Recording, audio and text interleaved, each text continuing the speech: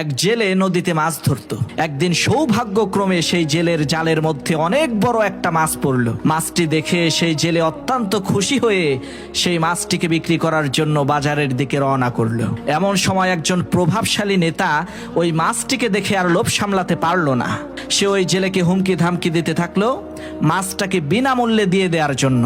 তখন সেই জেলে অনেক কাকুতি মিনতি করে সেই নেতাকে বলতে লাগলো, স্যার, আমি খুবই গরিব মানুষ, অনেক দিন পর এত বড় একটা মাছ পাইছি, দয়া করে এই মাছটা আপনি জোর করে আমার কাছ থেকে কেড়ে নিয়েন না। কথায় আছে, চোরা নাহি শোনে ধর্মের কাহিনী। জেলের ওই কষ্টে ভেজা কান্না জড়িত কণ্ঠে বলা ওই কাকুতি মিনতি গুলো সেই নেতার কান পর্যন্ত পৌঁছালো না। নেতা সাহেব এক পর্যায়ে ওই জেলেকে মারধর করে ওই মাছটি তার হাত থেকে কেড়ে নিল। এমত অবস্থায় ওই মাছটি ওই নেতার হাতের আঙ্গুলের মধ্যে আস্তে করে একটা কামড় বসিয়ে দিল। এতে সামান্য একটু ক্ষত সৃষ্টি হলো।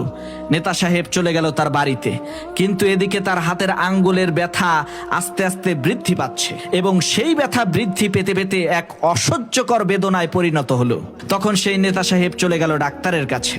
ডাক্তার ওষুধ দিয়ে ব্যান্ডেজ করে দিল এবং বলল আগামী 3 দিন পর আসতে। সেই নেতা 3 দিন পর আবার ডাক্তারের কাছে গেল।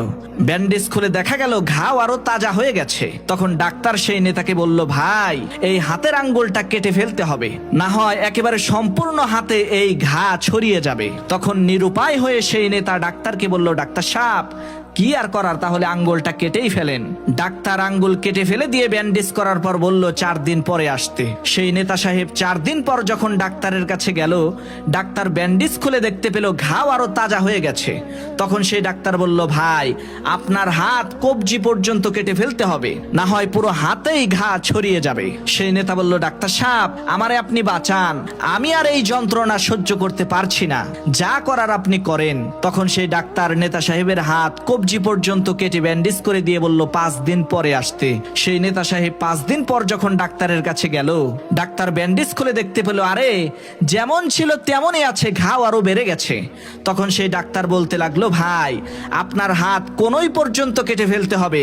কয়েকদিন পর আবার যখন সেই নেতা ডাক্তার সাহেবের কাছে আসলো, ডাক্তার বলল, ভাই, আপনার হাত ঘাড়ের আগ পর্যন্ত পুরো বাহুটাই কেটে ফেলতে হবে, না হলে শরীরের মধ্যে ঘা ছড়িয়ে যাবে। কোনো উপায় অন্তর না পেয়ে সেই নেতা সাহেবের পুরো হাতটাই কেটে ফেলা হলো। তখন সেই ডাক্তার ওই নেতা সাহেবকে বলল, ভাই, আপনি সত্য করে বলেন তো, আপনি কোনো বড় ধরনের অন্যায় করেছেন কিনা?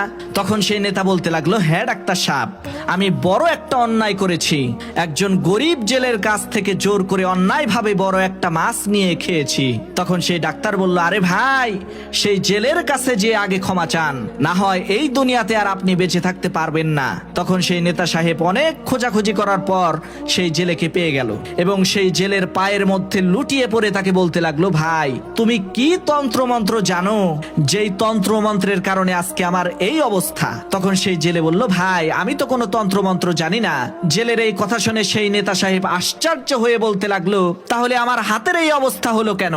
তখন সেই জেলে বলল, ভাই, আপনি যখন জোর করে আমার মাছটি আমার কাছ থেকে ছিনিয়ে নিয়ে গেলেন, তখন আমি আকাশের দিকে চেয়ে শুধু এতটুকুই বলেছি, আল্লাহ, এই পাষাণ হৃদয়ের অধিকারী এই নেতা সাহেব আমার সাথে সে তার ক্ষমতা দেখাই গেল। হে আল্লাহ, তুমি তো সর্বশক্তিমান পরাক্রমশালী খোদা, তুমি তোমার শক্তিটা এই নেতারে দেখাইয়া দাও। নেতা সাহেব, আপনার ক্ষমতা আপনি আমারে দেখাইছেন, এখন আল্লাহ তাআলার ক্ষমতা আল্লাহ তাআলা আপনারে দেখাইতেছে। প্রিয় বন্ধুরা আমার, আপনি এই দুনিয়ার মধ্যে যদি কোনো অপরাধ করে থাকেন, কারো হক যদি অন্যায় ভাবে নষ্ট করে থাকেন, কোন দুর্বল ব্যক্তির সম্পদ যদি জোরপূর্বক গ্রাস করে থাকেন, খোদার কসম করে বলছি, হাসরের ময়দানে তো শাস্তির সম্মুখীন হবেনি, এতে তো কোনো সন্দেহই নাই। কিন্তু এই দুনিয়াতেও আল্লাহ তাআলা আপনাকে এর একটা নমুনা দেখায় নেবে ইনশাআল্লাহ।